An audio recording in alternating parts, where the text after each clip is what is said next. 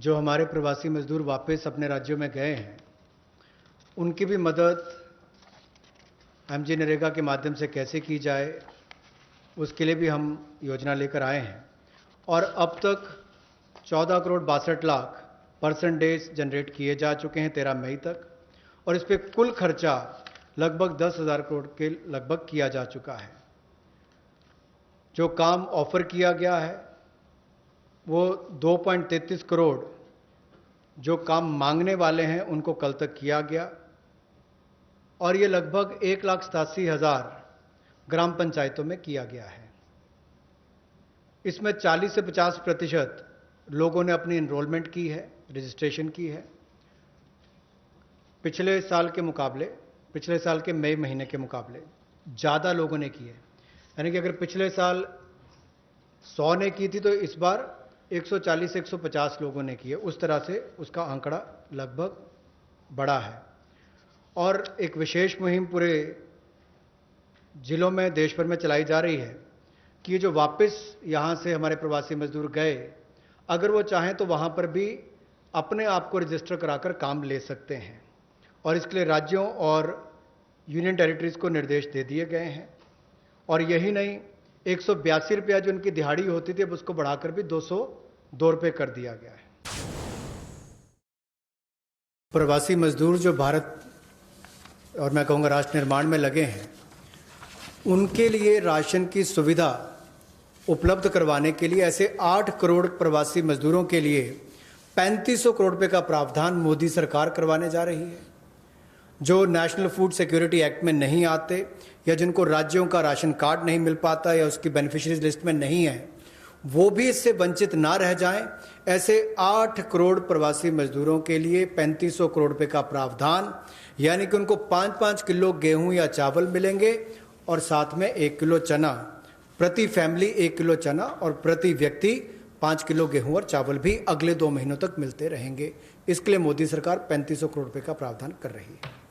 इसको लागू करने की जिम्मेदारी राज्य सरकारों की है। तो जो प्रवासी मजदूर था उसको सबसे बड़ा संकट आया, लेकिन टेक्नोलॉजी के माध्यम से आने वाले समय में उनको कभी, भगवान ना करे, कोविड-19 जैसी स्थिति ना आए, लेकिन अगर कुछ भी होता है, स्थिति ना भी आए, वैसे भी चले, तब भी वो देश के किसी कोने में हो, वो कहीं पर भी अपने राशन कार्ड का इस्तेमाल कर सकें। One nation one ration card, ये योजना हम लाने वाले हैं, और इसके माध्यम से आप देश के किसी कोने में भी किसी भी उचित मूल्य की दुकान से अपना राशन ले सकते हैं, जिसको हम डिपो भी कहते हैं, राशन डिपो भी कहते हैं, ताकि राशन वितरण प्रणाली से जो आपके हिस्से का आप उसको ले पाएँ। और इसका अगर देखा जाए तो आज तक टेक्नोलॉजी के उपयोग से, चाहे वो जनधन खाते हो, आधार नंबर हो, मोबाइल हो, इसके माध्यम से पारदर्शिता मोदी सरकार लेकर आई और लाखों करोड़ पिछले कुछ वर्षों में बचाया भी है और वापस गरीबों के उत्थान के लिए लगाया। तो इससे भी जहां गरीब को लाभ मिलेगा देश के किसी कोने में राशन लेने के लिए, वहीं पर देखा जाए तो 23 राज्यों में 67 करोड़ बेनिफिशियरी जो हैं, वो 83% पीडीएस की पॉपुलेशन वो अब तक इस पे कवर हो चुकी है। और मार्च 2021 तक हम 100% उसको कवर कर लेंगे नेशनल पोर्टेबिलिटी में, ताकि वो देश के किसी कोने में जाकर भी अपने राशन कार्ड का इस्तेमाल कर सकें। ये अपने आप में क्रांतिकारी कदम गरीब मजदूर, प्रवासी मजदूर के लिए होगा कि वो देश के किसी भी कोने में जाकर अपने हक का राशन किसी भी राशन डिपो से ले सकता है, ऐसा उसके लिए सुविधा होगी। तो जहां एक और श्रमिक और प्रवासी मजदूरों के साथ साथ रेहड़ी लगाने वाले, पटरी पर सामान बेचने वाले जो हमारे श्रमिक साथी हैं, जो घरों में काम करने वाले भाई बहन हैं, जो ठेला लगाने वाले हैं, इन सबको कोविड-19 के समय इस पिछले 2 महीनों में बहुत सारी तकलीफ का सामना करना पड़ा और इन्होंने बहुत ज़्यादा त्याग भी इसके लिए किया है।